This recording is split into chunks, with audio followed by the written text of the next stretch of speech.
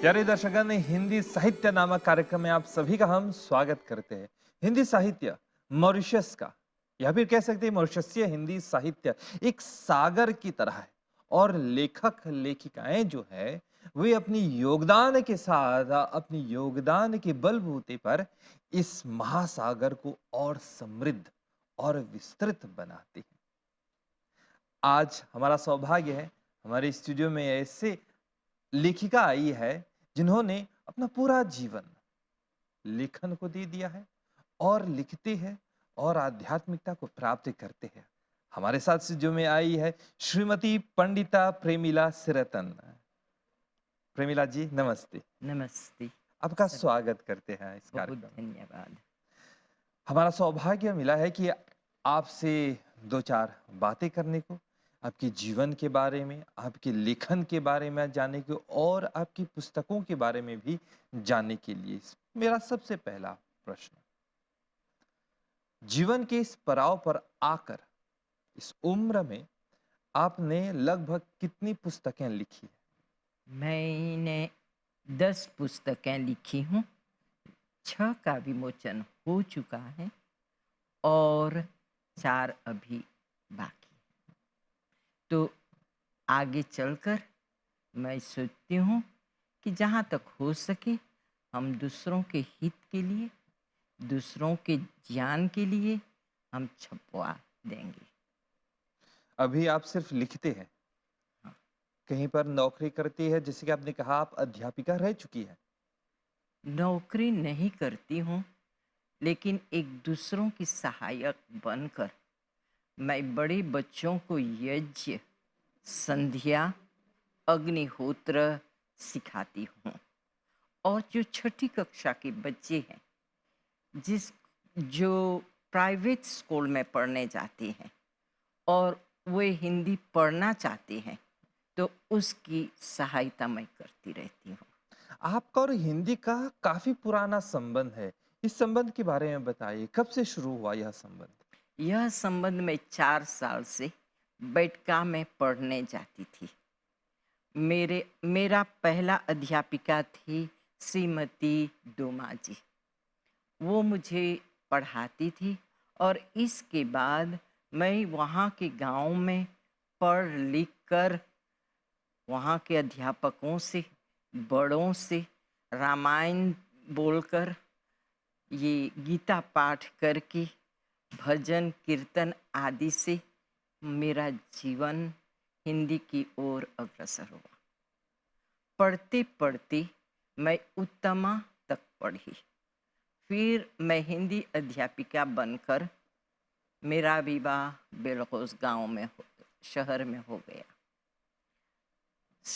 वहाँ पर मुझे एक प्रधाना आर्य सभा के श्रीमती हरगोविंद जी मिली, जिन्होंने मुझे वेद पढ़ने के लिए प्रेरित किया। मृत्यु में जब हम जाते थे तो रामायण बोलने से कहते बोलते थे, फिर थोड़ा मंत्र बोलते थे, मंत्र के साथ गीता का भी पाठ कर देते थे उन लोगों के धैर्य के लिए। फिर मैं वहाँ से पुरोहिता बनी। पुरोहिता बनकर मैं उपदेशिका बनी। उपदेशिका बनकर अब मैं रेडियो पर अपना प्रोग्राम देती हूँ। हर पक्ष में एक प्रोग्राम देती हूँ, विनय अंजलि में। तो वही प्रोग्राम जब सभी लोग सुनते हैं तो उन लोगों पर एक प्रभाव पड़ता है और फ़ोन द्वारा वे एक कॉपी मांगते हैं। तो कॉपी के बदले मैं उसे पुस्तक में बदल देती हूँ और उन लोगों की सहायक बन जाती इसी प्रश्न के साथ मैं आगे बढ़ रहा हूँ। जैसे आपने कहा कि पुस्तक के रूप में, तो आपने जो कहा है वह है हिंदी के प्रति आपका, हिंदी के साथ आपका संबंध, हूँ। हाँ, हिंदी पठन पाठन के साथ आपका संबंध। हाँ। अब मेरा अगला प्रश्न है, हिंदी लेखन के साथ आपका कितना पुराना संबंध है? हिंदी लेखन के साथ जब मैं उपदेशिका बनी तो मेरे गुरु ने मुझे लिखने के लिए प्रेरित किया। उन्होंने हर एक लेख लिखने के लिए मुझे प्रोत्साहित किया और मैं लेख लिखती थी तो वह बड़ा ज्ञानवर्धक और सुंदर होता था। मैं सोचती हूँ इसी कारण उसे लेकर मुझे एमबीसी भेज देते थे या उसे समाज में सुनाने के लिए कहते थे या विद्वानों के बीच सुनाने के लिए कहती थी।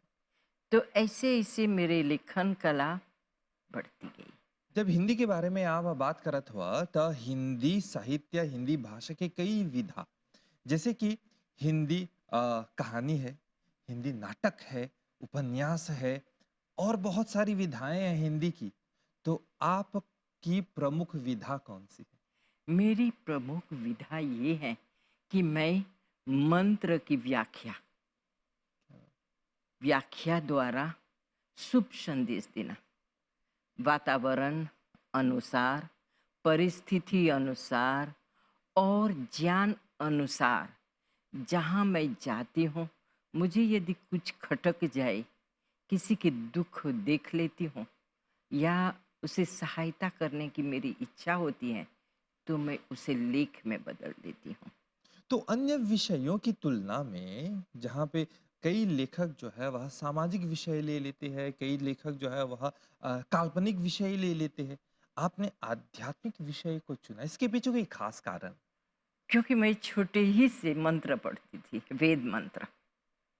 जब वेद मंत्र पढ़ती थी तो मेरा आध्यात्मिकता की ओर ज़्यादा प्रभाव पड़ा और आध्यात्मिक ज्ञान को लेकर साहित्यिक साहित्य कहते हैं दूसरों के हित के लिए, दूसरों को की रक्षा के लिए, दूसरों की सेवा के लिए, दूसरों के सहयोग के लिए, तो मैंने उस ओर ध्यान देकर लिखा और आध्यात्मिक ज्ञान में बहुत संस्कारी वाणी जिससे हमें बहुत अच्छा संस्कार मिलता है।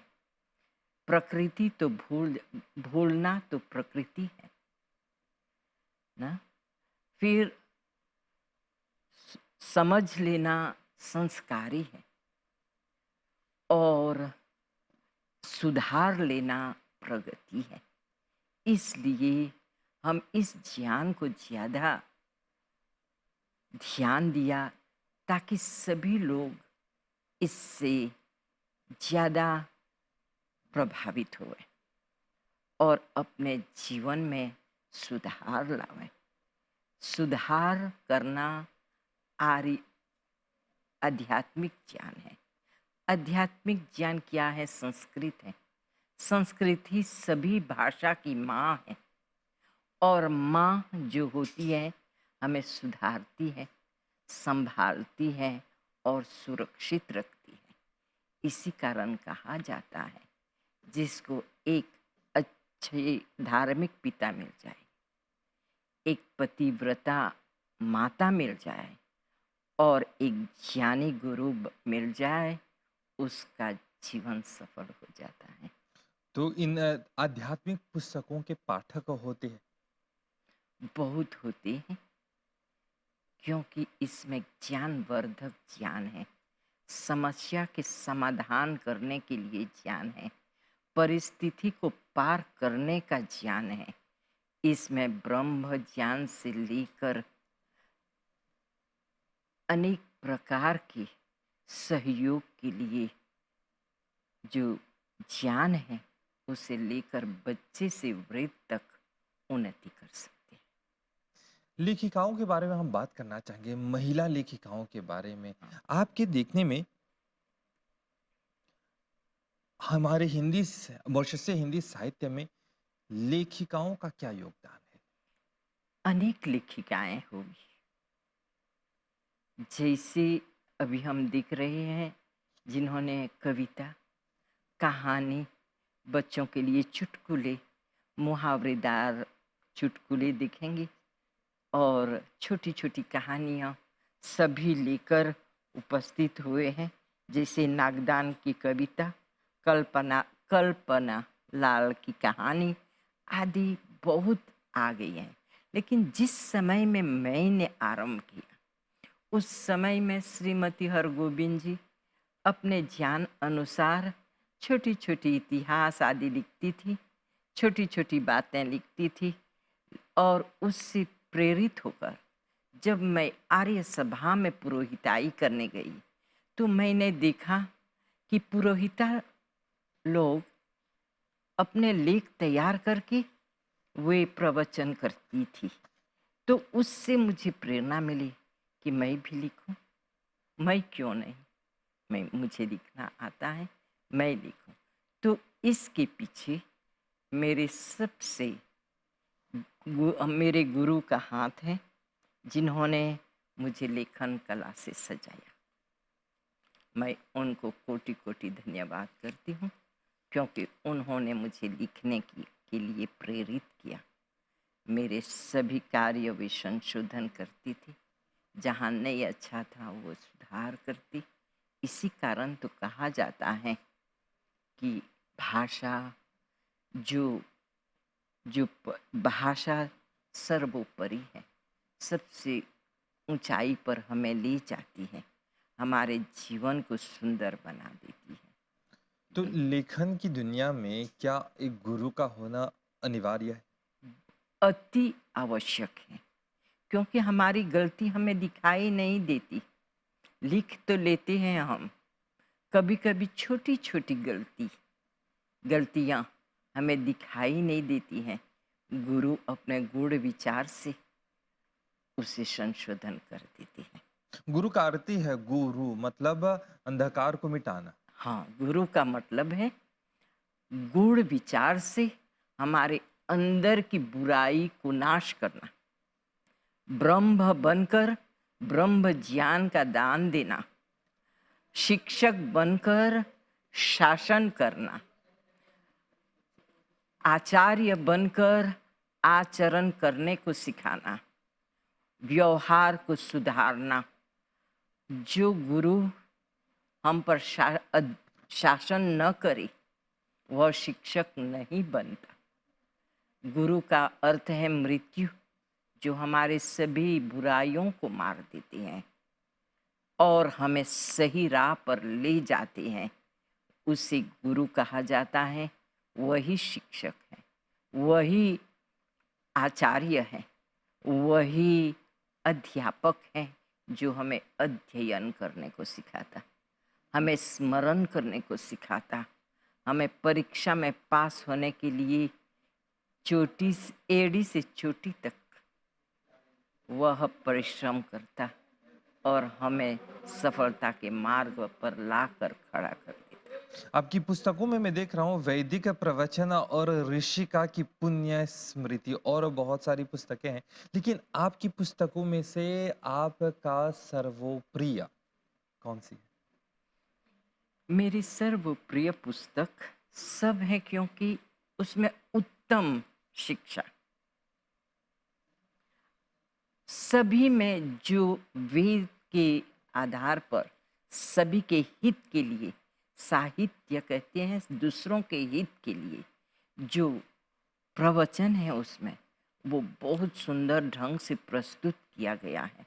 भाषा शैली को सजाकर, गुरु के ज्ञान को लेकर हम लोगों ने प्रस्तुत किया और इसका संशोधन बार बार हुआ। अभी अपने हिंदी साहित्य का वर्णन किया है, हाँ, तो आपकी परिभाषा में साहित्य का क्या डेफिनेशन है? कि दूसरों के हित के लिए हम तो जीते हैं, दूसरों के लिए। आँख तो मेरी है, दूसरों को देखती हूँ। कान मेरा है, दूसरों को सुनती हूँ। मुख मेरा है, दूसरों के लिए बोलती हूँ। हाथ मेरा है, सभी के लिए कर्म करती हूँ। इसी कारण ज्ञान मेरा है, जो बांटने से नहीं घटता, जो पानी बहा नहीं ले जा सकता, जो हवा नहीं उड़ा सकती, जो सरकार उस पर कर नहीं डाल सकता। इसलिए इस ज्ञान को बांटने के लिए मैं ये साहित्य सभी के हितार्थ हो और सभी को सुख मिले, शांति मिले, खुशी मिले, आगे बढ़े, यही हमारी प्रार्थना। आपकी पुस्तकों को पढ़कर ऐसा लग रहा है कि आप किसी से प्रभावित भी हुए। हम जानना चाहेंगे कि आपका कोई प्रिय लेखक या फिर लेखिका जो अंतर्राष्ट्रीय स्तर पर हो? मेरे जो बड़े बुजुर्ग थे, साधु परिवार के थे। मेरे नाना जो थे, बबन साधु थे, जिन्होंने मुझे छोटे ही से कबीर का ज्ञान दिया। और जब मैं बड़ी हुई थोड़ी, तो कन्या पाठशाला में मुझे वहाँ पर हिंदी का ज्ञान मिला। फिर जब मैं बड़ी हुई, तो मुझे मुझे अनेक प्रकार की कलाएँ सिखाई गई वहाँ पर। और जो जिन्होंने मुझे प्रभावित किया, वह है मेरे गुरु डॉक्टर उदय नारायण गंगू जी। उन्होंने मुझे अंत समय तक पढ़ने के लिए प्रभावित करते रहते हैं। पढ़ना है, सीखना है, अध्ययन करना है, अच्छाई की ओर जाना है, अच्छे बनना है। ये सब उनकी उनका विचार है। अभी हमने पूछा आपका कोई अंतर्राष्ट्रीय सर्वोपरि लेखक आपने बताया और स्थानीय स्तर पर भी आपने कहा। हाँ, सर्व पर वो इस ये जो अंतर्राष्ट्रीय हैं, वो हैं प्रेमचंद जी। उनके गोदान में मैं वैश्य की झोली भरने के लिए अनेक प्रकार के ज्ञानवर्धक शिक्षा है। क्योंकि वैश्य की झोली जो है, हमारे पेट, हमारे उदर की पूर्ति होती है उससे। पेट भरने के लिए हमें अच्छा अन्न, पौष्टिक अन्न और अच्छे ज्ञान के लिए भी हमें अन्न चाहिए। स्वस्थ रहने के लिए अन्न चाहिए। और गोदान में हमें यही प्राप्त हुआ कि कितने लोगों के, किसान, कृषक का जीवन कितना दुखमय, कितना श्रम से पूर्ण होता है। उनका जीवन कितने कितने संघर्ष से वे अन्न उत्पन्न करके हमारी झोली, हमारे पेट भरते रहते हैं। तो इसलिए उन्होंने उनकी एक कहानी भी मुझे बहुत प्रभावित की। वो कहानी है कफन, कि गरीब अवस्था में किस प्रकार का जीवन होता है। गर्भवती नारी काम करके जब उसकी ये मृत्यु होती है, तो उसके कफन के लिए भी पैसे नहीं होते। गरीबी किसे कहा जाता है, उसे पढ़ने पर ही हमें मालूम होगा कि किसे गरीबी कहा जाता है। आपने बताया कि आपकी अनेक पुस्तकें हैं। अगर कोई आपकी पुस्तकों को पढ़ना चाहता है, शुरू करना चाहता है, तो किन पुस्तकों से या फिर किस पुस्तक से वे शुरू करें? वैदिक प्रवचन और सूक्तमाला से शुरू करें। वो जो पहली पुस्तक है, उसमें 9 प्रकार के सूक्त, 9 प्रकार के यज्ञ, किसी भी रामनवमी आ रहा है। हुँ, हुँ। रामायण पाठ करने से पहले वो पवित्रता के लिए हुँ, हुँ। उसमें पहला है ब्रह्म सूक्त, गायत्री सूक्त, सुमंगलम सूक्त, सरस्वती सूक्त, उसमें है उसमें और 4-5 सूक्त हैं, जिससे हम यज्ञ करके रामायण बोलेंगे। वहाँ पर रामायण पाठ होगा, राम का गुण गाएंगे, तो वो अपने आप हम धारण कर सकते हैं। इसलिए मैं यही कहूँगी। और उसमें जो ज्ञान है, परमात्मा ज्ञान, राम, वह जो जो हम में रमने वाले हैं, संसार में रमने वाले हैं, वह राम, उसका पात्र हम बनाएं, उसकी पूजा करें। और रामायण से हमें पारिवारिक जीवन जीने की अनेक शिक्षाएं मिलती हैं। भविष्य में आप जैसा कि हमने कहा कि आपका जो क्षेत्र है वह है आध्यात्मिकता, धार्मिकता। क्या भविष्य में कह सकते हैं कि आपकी कोई और पुस्तक होगी जो शायद नाटक से जुड़ा हो या फिर कविता से जुड़ी हुई हो? कविता मैं लिख लेती हूँ। जो मंत्र हैं, उसे कविता रूप में मैं लिख कर तैयार कर लेती हूँ। हो सकता वो तो हो जाता है, लेकिन नाटक के रूप में मैं सोचती हूँ नहीं, लेकिन फिर भी जो मुझे उतना समय नहीं मिलता, मैं उधर अग्रसर नहीं हो पा रही। मुझे इस ओर ज़्यादा ज्ञान मिला, ध्यान हुई और इसे आगे बढ़ाने वाले, प्रेरणा देने वाले जो आर्य समाज है, वहाँ पर मुझे विद्वानों के वचन द्वारा, संग द्वारा। एक आखिरी प्रश्न आपसे बहन जी, हाँ, तो इस आधुनिक दुनिया में जहाँ पे कंप्यूटर की बोलबाला चल रही है, मोबाइल फ़ोन की बोलबाला चल रही है, लोग लिखते हैं सोशल मीडिया, फ़ेसबुक या फिर अन्य प्लेटफ़ॉर्म पर डालने के लिए। उसी उसी दुनिया, उसी समय में आप पुस्तक लिख रहे हैं, तो क्या पुस्तकों के पाठक हैं? बहुत से पाठक हैं जिसे माँग करते हैं, लिखित रूप में रह जाएगी।